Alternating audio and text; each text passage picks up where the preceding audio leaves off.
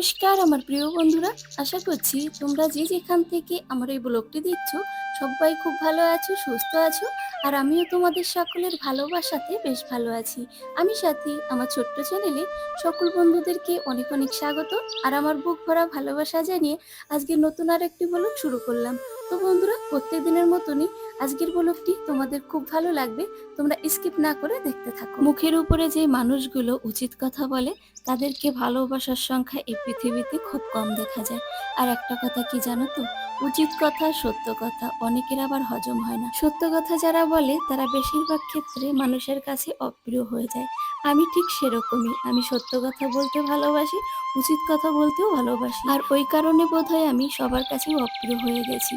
সত্যি কথা বলতে কি, যত তুমি সত্যর পথে চলবে ততই তুমি মানুষের কাছে অপ্রিয় এবং অপছন্দের মানুষ হয়ে যাবে, আর ততই তোমার ভালোবাসার মানুষের সংখ্যা কমে যাবে। কি বলতো, সত্য কথা মানুষের কাছে তিত বিরক্ত লাগে। যাই হোক, তোমাদের সঙ্গে অনেক কথা, অনেক গল্প হবে।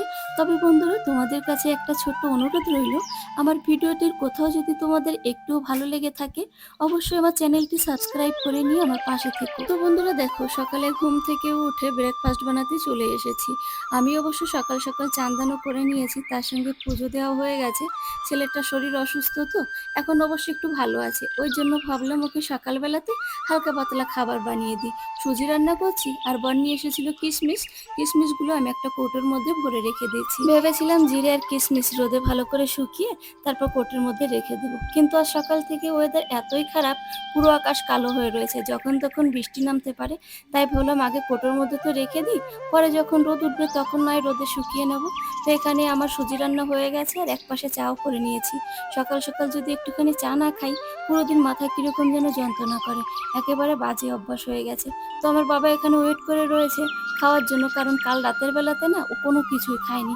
যখন থেকে শরীরটা অসুস্থ হয়েছে কোনো কিছু একদমই খেতে চাইছে না। তো আমার মা বলছিল ও যখন কোনো কিছু খেতে চাইছে না, ওকে হালকা করে একটুখানি সুজি রান্না করে দে, দেখবি খুব ভালো খাবে। সত্যি সুজি রান্না করেছি, আমার বাবা দেখো কত তৃপ্তি করে খাচ্ছে।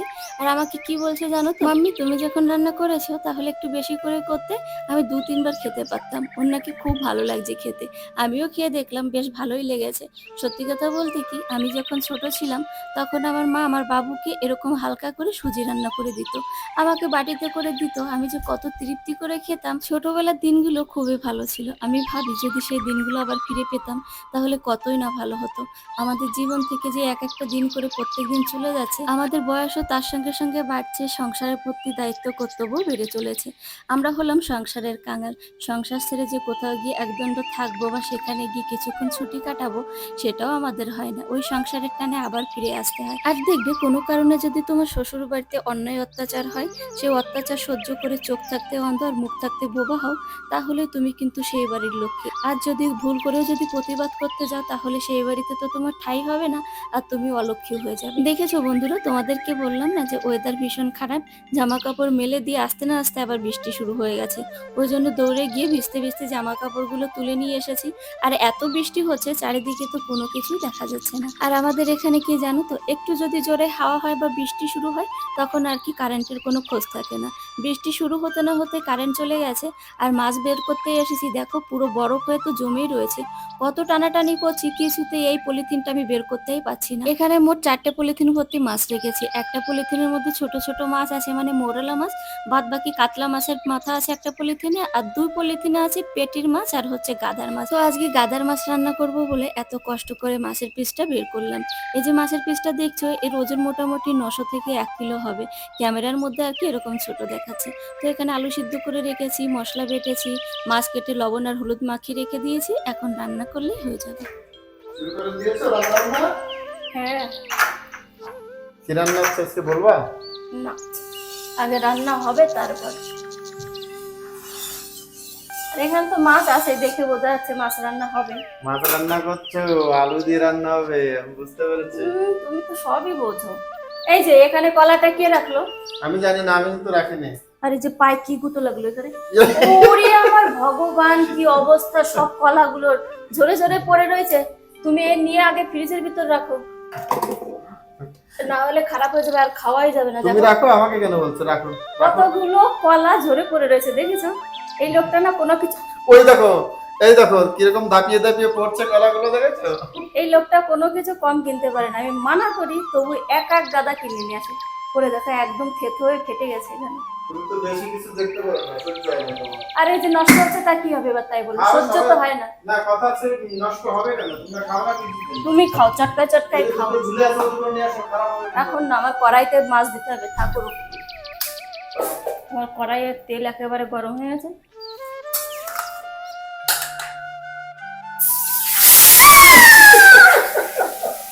বাবা, দেখো যদি তুমি ঝুলে আসো মুখে লাগে না, তখন বুঝতেও পারবে না।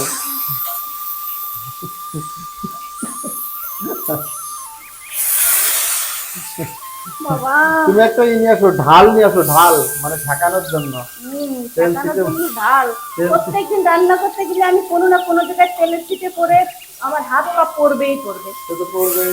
যেরকম রান্না এই যে, কোনোদিন এই রান্না দেখো। করেছো? তুমি কোনোদিন রান্না করেছো? তার জন্য তো একটা ওই অভ্যাস না থাকলে যা হয় আর কি। এতটুকু ফসকা পড়েছিল এখানে, এত ধীরে ধীরে আর কি নিশানাটা মিটে গেছে, তাই আর কি। যার রান্না করার অভ্যাস থাকে তার কোনোদিন এরকম হয় না। তুমি তো রান্না করতে গেলে পড়ে না, আমি জানি, কারণ তোমার অভ্যাস আছে। তাই তো আমার রান্না করার অভ্যাস তো আছেই, তুমি যাই বলো। এটা কি? কি নিয়ে এসছো আজকে? আগে বের করি তারপর দেখো। হুম। এই দাও, এই যে দুধ, 2 দিনের দুধ, তাই একসাথে গরম করে রাখলাম আর কি। দুধের টুকু এইটুকু নেই? ও, তা চা খাওয়া হলো না? ও তাই বলো। দেখো, গরম গরম সব একসাথে রয়েছে, দেখো। নিচে পড়লো তো। এগুলো দেখে কি মনে হয় বলো দিন? পুলি পিঠে। পুলি পিঠে না অন্য কিছু। এই কি খাবো কিন্তু আমি। খাবা তাই কি? তোমার মনে তো সব সময় চাইনার লোকরা খাচ্ছে আর বললে যত দোষ। চায়নার লোকে কি খাচ্ছে? ইঁদুর। এই, খাওয়ার জিনিস ওসব বলতে না, জানা? কেন, ওরাও তো খাওয়ার জিনিস, লোকে যখন খায়। তো লোকেরা খায়, আমরা তো খাই না, যারা খায় তারা খায়। সে যাই হোক। দেখি দুই প্যাকেট নিয়ে এসছো? তা আমরা বাড়ি কত লোক বলো দিন। আর এই চিকেন মোমো গুলো এত টেস্টি, একটা দুটো খেয়ে পোষায় না, ওই জন্য আর কি বেশি বেশি করে আনা। তাহলে একটা কথা বলি, তুমি তো কোনোদিনও এগুলো খেতে না, কোনোদিনও। সে যাই হোক, ভালো লেগেছে তখন থেকে আর ছাড়ছি না। মাঝে মধ্যে তো বাড়িতে আসতেই থাকে আমাদের মোমো। আগে তো শুনতাম খাসির মাংস রান্না করতেই তোমার ঘৃণা লাগে, এখন বলো কি 1.5 কেজির নিচে খাসির মাংস আনবে না। আমি তো তাই বলো। তাই তো, যে জিনিসটা খাবো একেবারে তৃপ্তি করে খাবো, হুম। আর খাবো না তো খাবোই না। বুঝেছো? এটা হলো স্পাইসি চিলি সস, আর এই যে মেয়োনিজ। এই দেখো প্রিন্স চিল্লাচ্ছে ওদিকে। ও মার খাবে তাই। কলকাতাতে তো যদি মোমো খেতে যাও তার সঙ্গে স্যুপ দেয়, আর আমাদের এখানে তার একেবারে উল্টো, স্যুপ দেয় না, ওর সঙ্গে মেয়োনিজ আর চিলি সস। চলো ঘরের ভিতরে গিয়ে খাওয়া দাওয়া শুরু করি। এসি চালানো আছে বুঝলে, গরমে তো সহ্য হচ্ছে না। ওই রান্না হতে থাক, মাছগুলো ভাজা হতে থাক, ততক্ষণ আমি একটুখানি খেয়ে আসি। বাবা, হ্যাঁ, আয় না, ওখানে দাঁড়িয়ে রয়েছিস কেন? এই গামছাটা রেখে আসো, আর খেতে হবে মোমো, তাড়াতাড়ি করে আসো। প্রিন্স দেখো ওয়েট করছে খাবে বলে। এ মেয়ে, স্কুলের ব্যাগগুলো উপরে তোল, নে বাবা খা, গরম গরম আছে এখনো। আর এই কিন্তু ঝাল একটু কম খাস, অল্প অল্প লাগাবি। আমি তো শুধু মেয়োনিজ দিয়েই খাবো।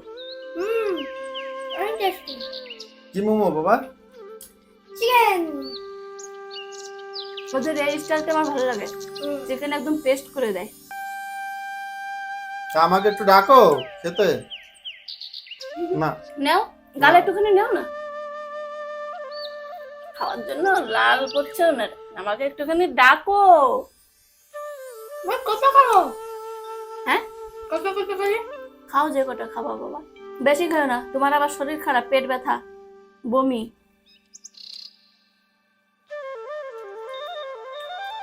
ভালো কিন্তু স্বাদ হয়েছে কিন্তু। এই মোমো সব দিনই টেস্ট, তার জন্য তো তুমি খাও। না হলে আমি খেতাম। আমার যে জিনিসটা ভালো লাগে খাই, আর যদি ভালো না লাগে সে কতই দামি হোক খাই। এর আগে কোনোদিন তোমাকে বললাম যে রান্নাটা আমিই করে দিই, হ্যাঁ? তুমি শুনলে না, একদম শুনলে না তো। তো কি হয়েছে? পসিনা পসিনা চান করে গেছে, এই দেখো, এগুলো তো দেখো, দেখেছো? থাক, তোমার মুছতে হবে না, এটা দাও, একটু মুছে দিই, নাকের তো টপ টপ পড়ছে। দে আমি মুছি। আমি মুছে দিচ্ছি, হচ্ছে না? না, না আমি ভালো করে মুছে দেবো, এরকম করে মুছছি। আরে আগে তুমি আমার গলায় মুছো, গলায়, গলায় দেখো জল ভর্তি। বেশ সরু, আমি এবার তরকারিটা নামাই। রান্না বান্না কমপ্লিট। বললাম না আমি রান্না করেছি, শুনবা না তো? আমার কত সৌভাগ্য তুমি আমার রান্না করে দেওয়া। তুমি কেমন কথা বললে? কেন?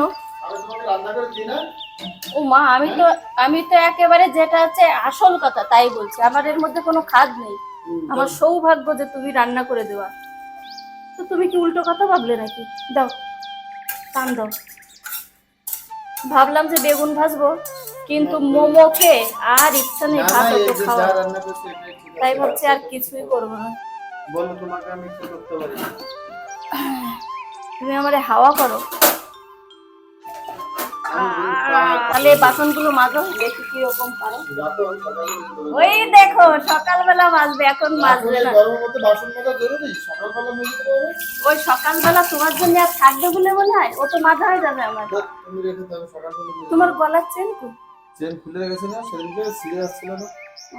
বরকে বললাম চান দান করে তারপরে খেতে দিচ্ছি, কিন্তু উনি আমাকে না চান করতেই দিল না। বলছে দিনের মধ্যে তো 4-5 বার করেই ফেলেছো, সর্দি গরম লেগে যাবে, এখন আর চান করতে হবে না। সত্যি বন্ধুরা, আজকে যে আমি কতবার চান করলাম, যখনই কোনো কাজ করছি ঘেমে যাচ্ছি, সঙ্গে সঙ্গে গিয়ে আবার চান করে নিচ্ছি। ওই জন্য ভাবলাম থাক, এখন আর চান দান করবো না। তাই আর দেরি না করে গরম গরম খাবার নিয়ে বসে গেছি খেতে। আজকে আমাদের মেনুতে আছে ভাত, মসুর ডাল, আলু আর কাতলা মাছের ঝোল, তার সঙ্গে একটা বাটিতে আছে কাবলি ছোলা। আমার বাবা খায়নি তো, ওর জন্য রেখে দিয়েছিলাম। দেখো আমার বরটা কত দুষ্টু, আমাকে খাওয়াতে গিয়ে বারবার মুখের থেকে নিয়ে নিচ্ছে। সত্যি এরকম দুষ্টুমি করতেই থাকে। যাই হোক বন্ধুরা, আমরা খেতে থাকি। তোমরা যে তোমাদের মূল্যবান সময় নষ্ট করে আমার ব্লগটি দেখেছো, তাই আমার তরফ থেকে আন্তরিক প্রীতি, অনেক অনেক ভালোবাসা। এভাবে আমার পাশে থেকো। আর হ্যাঁ বন্ধুরা, আজকের ব্লগটি কেমন লাগলো কমেন্টে জানাতে ভুলো না কিন্তু। দেখা হচ্ছে পরবর্তী নতুন আরেকটি ব্লগে। সবাই ভালো থেকো, সুস্থ থেকো, বাই বাই।